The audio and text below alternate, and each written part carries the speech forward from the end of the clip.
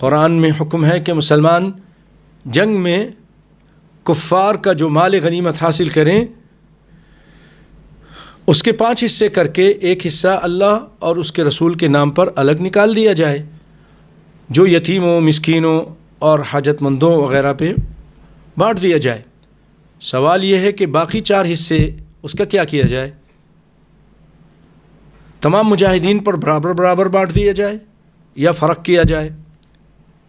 کیونکہ بعض لوگ اپنا ہتھیار، گھوڑا، تیر، کمان، نیزہ، بھالا، ہر چیز، وہ ان کی سواری، جانور، ان کا سامان وہ خود لے کر آتے ہیں، اپنے خرچے پر لاتے ہیں مجاہدین۔ بعض ایسے ہوتے ہیں اور بعض کو اسلامی حکومت یہ چیزیں فراہم کرتی ہے، تو دونوں میں تو فرق ہے نا۔ اسی طرح بعض لوگ بڑی بہادری سے، بے جگری سے لڑتے ہیں اور بعض دب کے بیٹھے رہتے ہیں۔ کچھ اگلی صف میں ہوتے ہیں جو براہ راست دشمن کا وار ان پر ہوتا ہے، اور کچھ پیچھے رہتے ہیں جو خطرے سے دور رہتے ہیں۔ اب اگر ان سب کو برابر دیں تو کیوں دیں؟ کس لیے دیں؟ کیا دلیل ہے آپ کے پاس؟ اس کا ثبوت قرآن سے کون سی آیت ہے وہ آپ پیش کیجئے، اور اگر فرق کریں تو کس حساب سے کریں، اس کی دلیل بھی قرآن پاک سے آپ دیجئے۔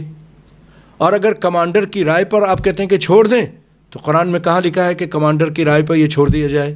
آپ اس کی دلیل دیجئے۔ اگر قرآن میں ان مسئلوں کا کوئی حل نہیں ہے تو کیسے کہا جاتا ہے کہ قرآن میں سارے مسئلے بیان کر دیے گئے ہیں؟